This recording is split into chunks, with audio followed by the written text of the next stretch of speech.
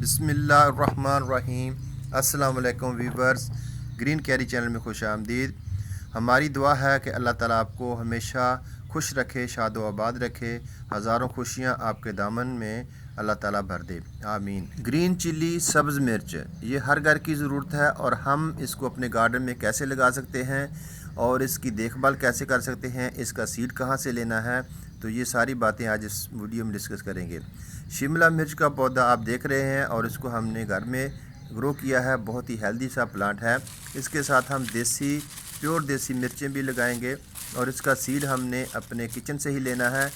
Daily routine سے ہم اپنے گھر میں سبزی تو لے کے آتے ہیں، اور یہ سرخ لال مرچیں بھی ہمیں کہیں کہیں سبزی والوں کے پاس نظر آتی ہیں، بالکل پکی ہوتی ہیں، اس کا سیڈ تیار ہوتا ہے، تو وہاں سے آپ فری آف کاسٹ 2-3 مرچیں جو ہے سبزی کے ساتھ لے لیں۔ شیڈی ایریا میں رکھ کے اس کو اچھی طرح خشک کر لیں۔ جب یہ خشک ہو جائیں گی، اور اس کو پھر آپ کہیں سیف جگہ میں محفوظ کر لیں۔ فروری اور مارچ میں اس کی سیڈلنگ کے لیے بہت ہی بیسٹ مانا جاتا ہے۔ اب موسم جو ہے زیادہ ٹھنڈا نہیں ہے، دن میں تیز روشنی کی وجہ سے، تیز دھوپ کی وجہ سے کافی گرمی ہونی شروع ہو چکی ہے، تو اس کو اب سیڈ کرنا بہت ہی اچھا ہے۔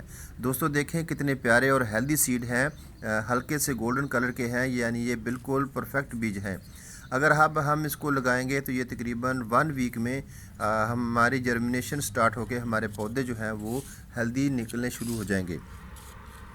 تو سب سے پہلے ہم مٹی کی بات کریں گے، تو مٹی زرخیز ہونا سبھی تمام پودوں کے لیے بہت اہم عنصر ہے۔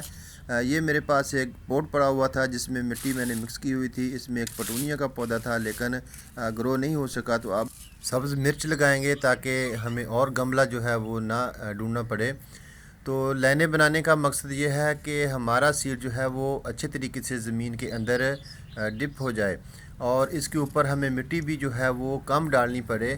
اگر ہم ایسے ہی بیج کو سپرنکل کریں گے تو ہمیں اس کے اوپر مٹی ڈالنی پڑے گی، لیکن یہ طریقہ میرے لیے بیسٹ ہے۔ یہاں سے میں 80 سے 90% جو ہے اپنے پودوں کی جرمینیشن اچھی لے لیتا ہوں۔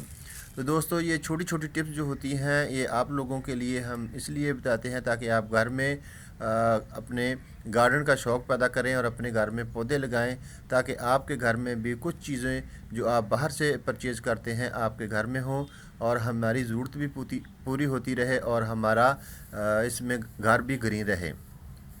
تو اس میں موئسچر کافی حد تک ہے، اب ہم اس کو مزید پانی نہیں دیں گے۔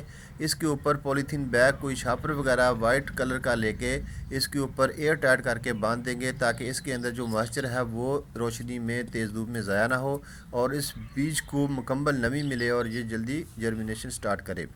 تو دوستو یہ میتھی کا ایک پوٹ ہے میرے پاس، کافی ہیلدی ہے، اور کافی میتھی جو ہے اس کے اوپر پھول لگے ہوئے ہیں، اور ساتھ میں سیڈ بھی بننا شروع ہو چکا ہے۔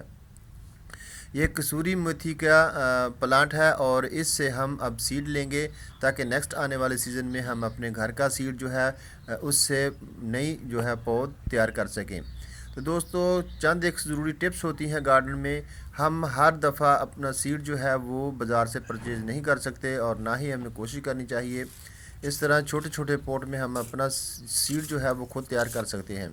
تو یہ ایک اور میرے پاس پوٹ ہے، اس میں نمی زیادہ ہے، تو اس کی گڈائی کر کے ہم تھوڑی دیر رکھ دیں گے تاکہ اس کے اندر جو ہے موئسچر اچھی طریقے سے بن جائے۔ یہ میری ایک کیاری ہے جس میں نے پھولوں کے پودے، سبزیوں کے پودے اور گلاب کے پودے بھی لگائے ہیں۔ اس میں سن لائٹ پراپر آتی ہے۔ تو دوستو دیکھیں کتنے ہیلدی اور گرین سے پودے ہیں۔ یہ میرے گھر کا تیار کیا ہوا ٹماٹر کا پودا، یہ میں نے ارلی جو ہے وہ سیڈلنگ کر دی تھی مرچوں کی ایک ٹرے میں، تو وہاں سے اٹھا کر اب یہاں پر ریپورٹ کیا ہے، اور بہت ہی ہیلدی اور گرین پودے ہیں۔ اس کو لگانے کا مقصد انتہائی سمپل ہے۔ ہمارے پھولوں کے پودے مارچ کے مہینے کے لاسٹ تک ختم ہو جائیں گے، تو یہ ننے سے پودے جو ہے 1 منتھ میں اتنے بڑے ہو جائیں گے کہ یہ فروٹ دینا شروع کر دیں گے۔ تو جیسے ہی پھول ختم ہوں گے، اس کی جگہ ہمارے ننے یہ ٹماٹر کے اور مرچی کے پودے تیار ہو جائیں گے، اور ہم اس کی گڈائی کر کے اس کو نئے سرے سے فرٹیلائزر کریں گے۔ ہمارے پاس جو گھر میں جگہ ہوتی ہے وہ جیسے جیسے گارڈن بڑھتا جاتا ہے وہ جگہ کم ہونی شروع ہو جاتی ہے، تو ہم اپنے نئے پودے اسی میں لگانا پسند کرتے ہیں۔ یہ گلاب کا پودا ہے۔ آپ نے میری ایک ویڈیو میں دیکھا کہ کس طرح میرے گلاب جو ہے وہ بالکل ڈیڈ لیول پر پہنچے ہوئے تھے، اور میں نے ان کو ریپورٹ یہاں زمین میں کیا اور ماشاءاللہ بہت ہی ہیلدی ہیں۔ تو یہ پودا جو ہے گارڈن میں بہت ہی اہم ہے، یہ روٹ ہارمون کے طور پر مانا جاتا ہے، اور اس کو میں نے اپنے گارڈن میں بالکل چھوٹا سا پودا تھا اور اس کو بہت دفعہ اس سے کٹ کر کے اپنے بہت سارے پلانٹ کو روٹس ہارمون کے طور پر یوز کیا۔ تو دوستو اس کے ساتھ یہ سلاد پتا کا ایک پودا ہے، کافی سارے پودے ہیں لیکن اس کا نام جو ہے سعودیہ میں اس کو جرجر کہتے ہیں اور پاکستان میں اس کو تارا میرا۔